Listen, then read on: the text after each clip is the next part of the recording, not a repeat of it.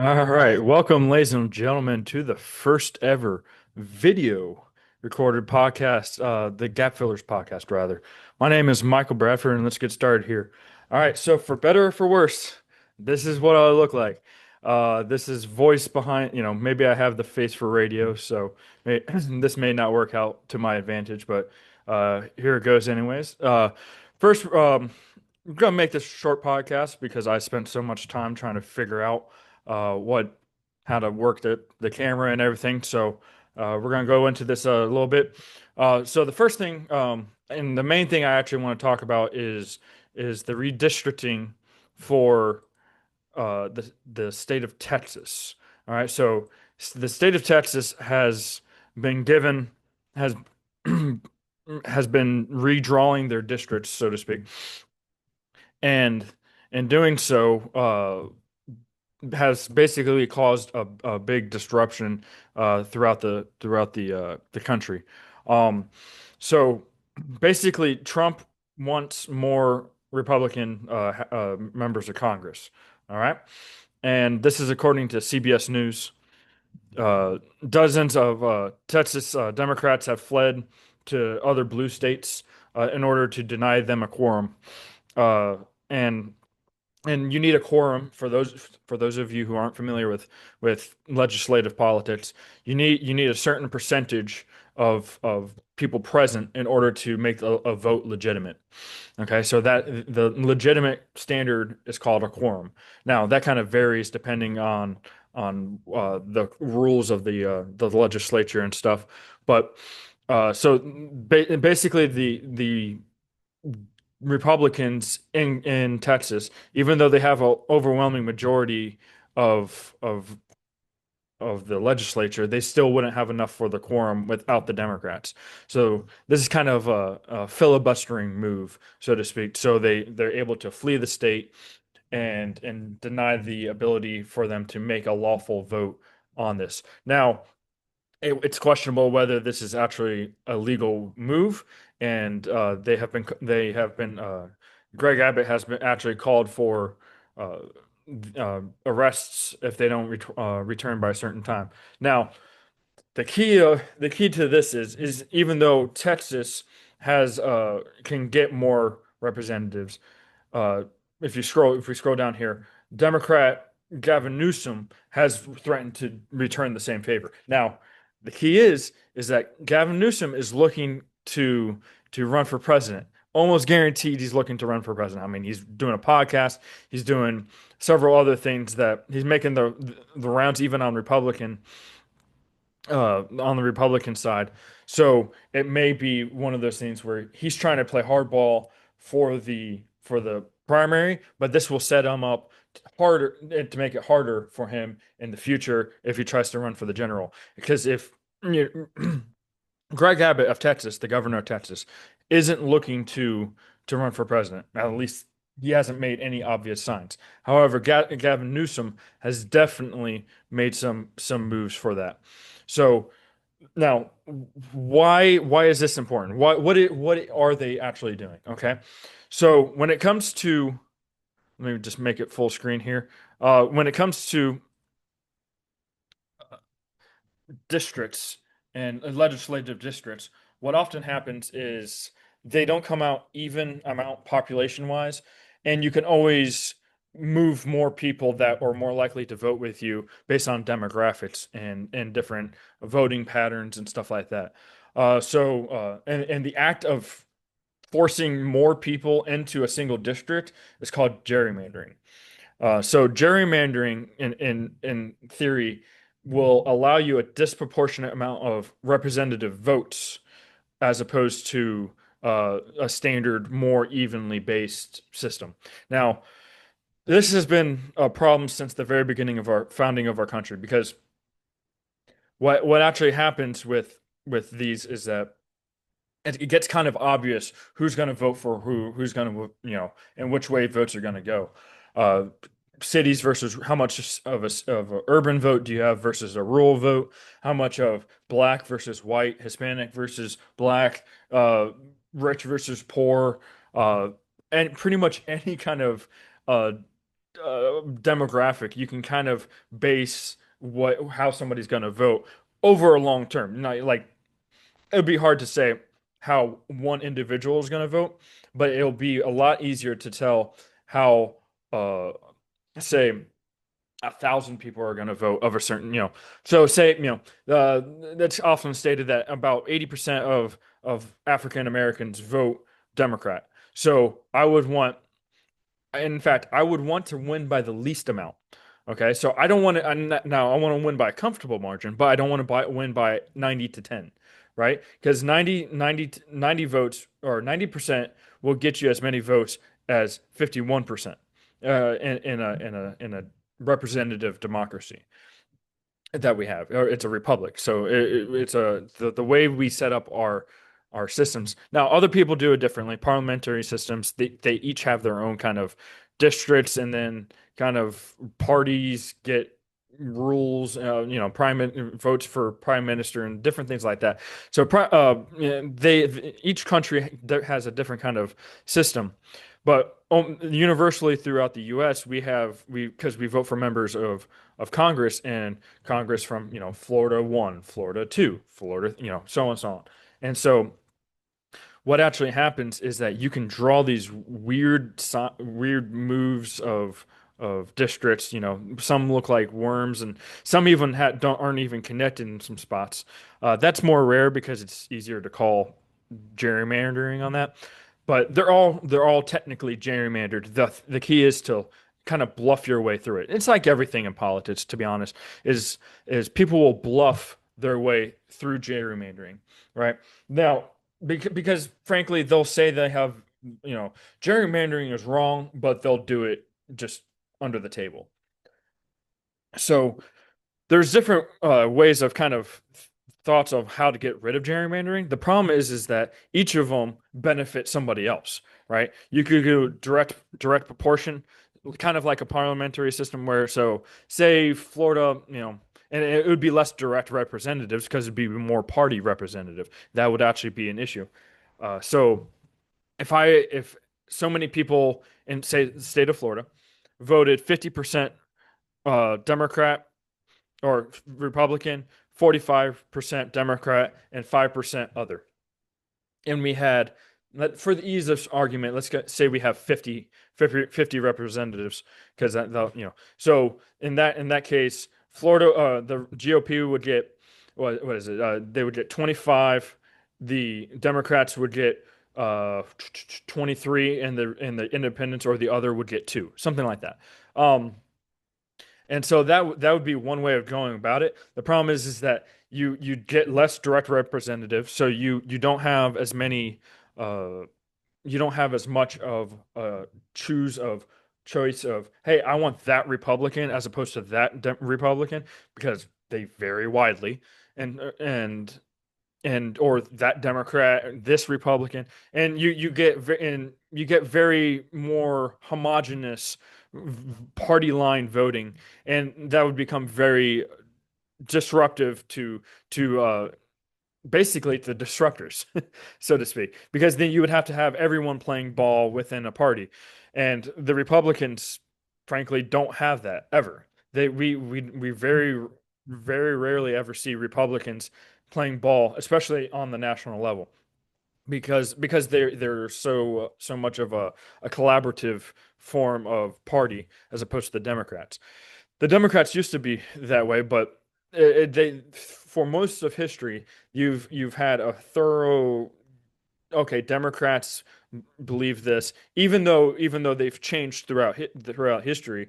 They were typically, and Democrats were against the national bank, whereas the Whigs were pro-national bank in the very beginning, and the Democrats were pro-slavery. Then the Republicans, after the Whigs, who were the collaborative government or party at the time, they switched to the Republican, basically after the splits. It's the Northern Whigs and the Southern Whigs split on the issue of slavery, and that's how the Republican Party was founded in Wisconsin. And so throughout history, you've had a more homogenous. Now, in the 1900s or late 1800s, you had the progressive era, and that was more of a odd shift between Democrats and progressive Democrats and Southern Democrats, just because Southern Democrats were fairly anti-union, whereas progressive Democrats were strong union, and so that kind of shifted them, and then it kind of they kind of collected in Woodrow Wilson in the cursed year of 1913, and through that they kind of after that they started to more homogenize through the years, culminating in FDR and so on and so on.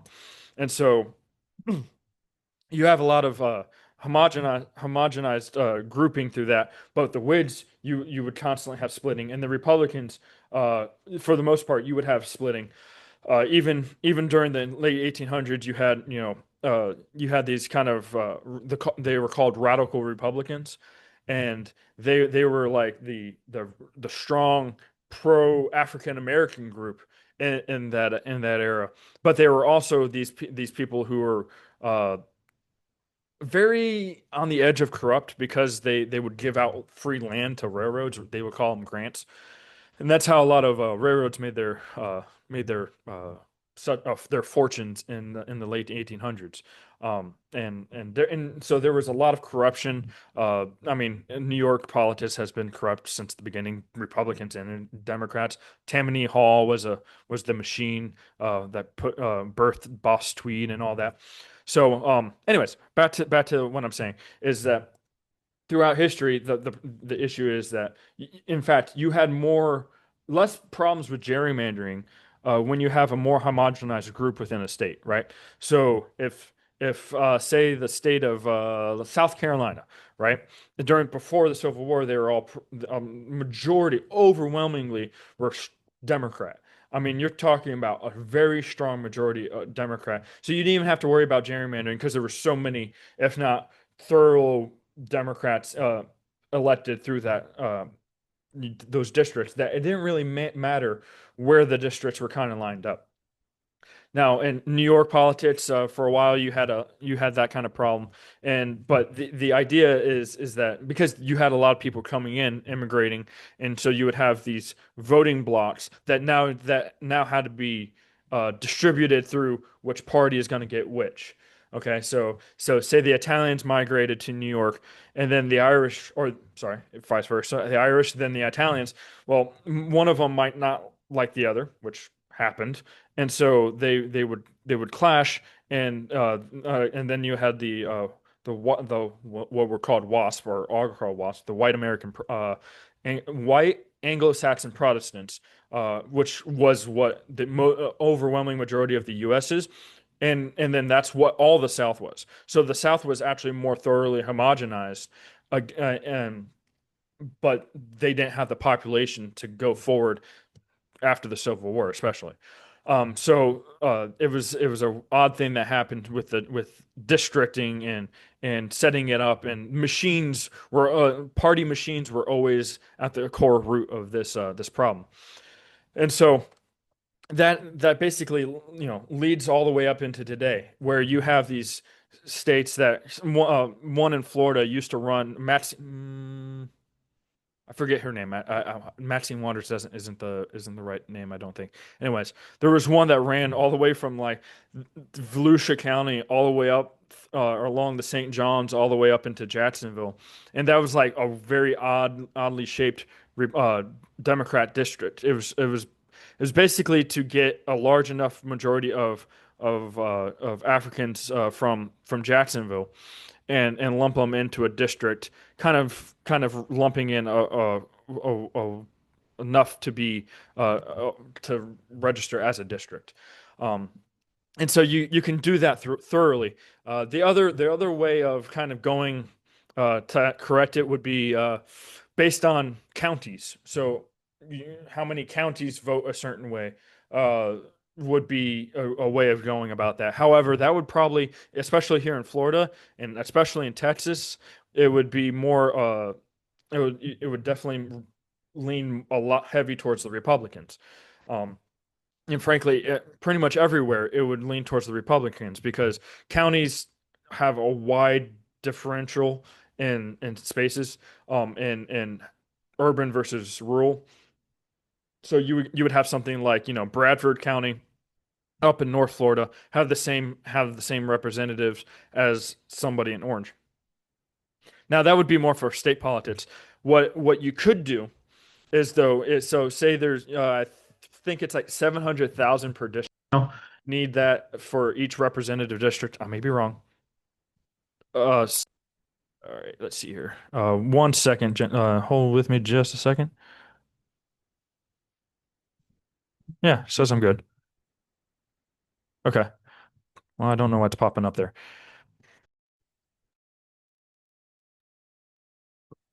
So I don't know if you see this in front of me, but it says something about my microphone. Um. So, anyways, to get back to what I was talking about. Good night. Get off of there. Sorry. Hold with me.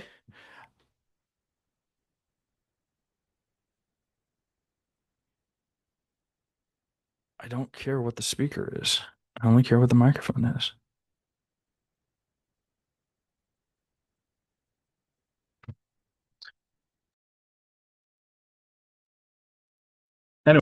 So if you can see this, just ignore this for now. I'll figure this out later. So the idea would be to lump 700,000 as close as possible, counties together in order to register as a district, and that would get away from more direct gerrymandering and make it more indirect. And in doing so, that will allow you to. And let me stop sharing my screen. In fact, I don't think I'm sharing my screen, so I think I'm good. Sorry for that disruption. That's pretty annoying, probably on your side too. Just hearing me talk about that. So that would allow a more indirect a grouping of counties throughout a state in order to make up the amount for a district. And I honestly, that might be the way to go. The problem is that you might end up with gerrymandered district uh, counties trying to break apart and stuff like that because that happens throughout a state's history, especially as populations grow and change and stuff like that. Because all of Central Florida practically was Mosquito County back in the day. Um, so and as the populations grew, you split the county in two to have a more direct form of government. And in fact, that's really what is happening today. And that's why a lot of what we have is kind of like we're reaching a critical mass in democratic government in the federal government because you have such a centralized federal government that has all this power, and then you have 350 million people to spread it between to vote 100% yes and 100% no. That it's because it's a dichotomic form of government because it's winner takes all, at least in the presidency.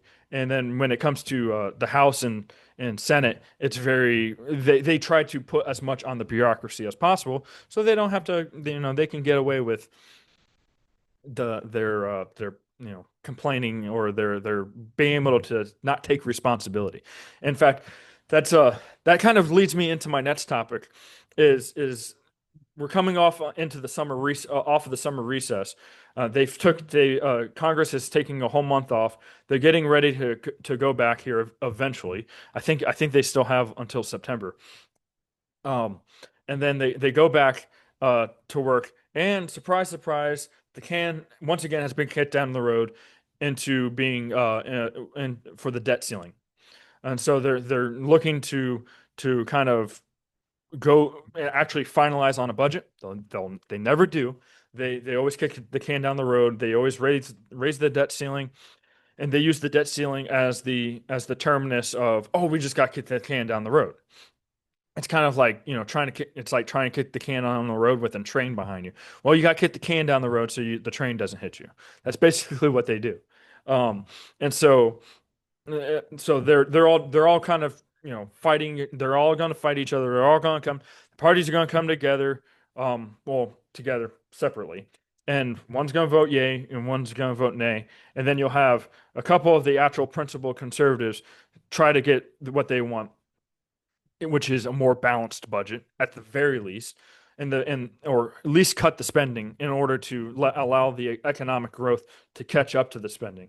Now, I think we need drastic changes. I think we're too far ahead. Growth has outpaced the growth of the spending has way outpaced the growth of the economy and the revenue for so long that we're never going to catch up.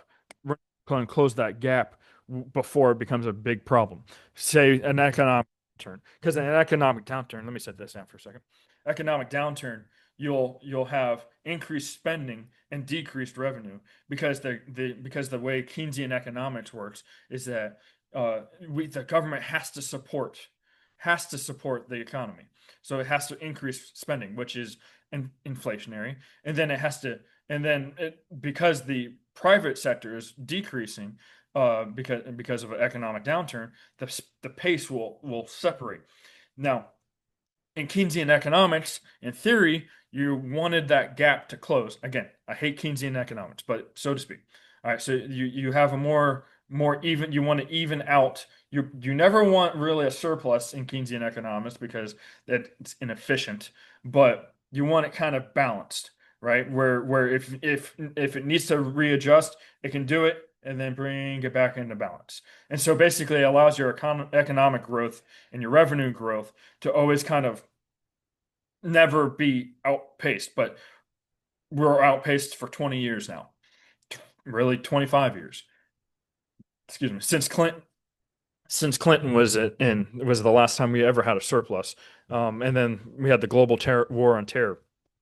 And we act like it's another Cold War, but we're not really. Nobody else is getting close to us, even relatively close to us in military spending.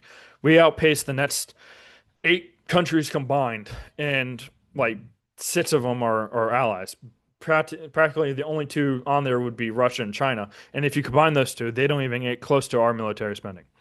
So, so anyways, all that to say is that the Congress is coming back into session here, and we're gonna end up seeing the same thing.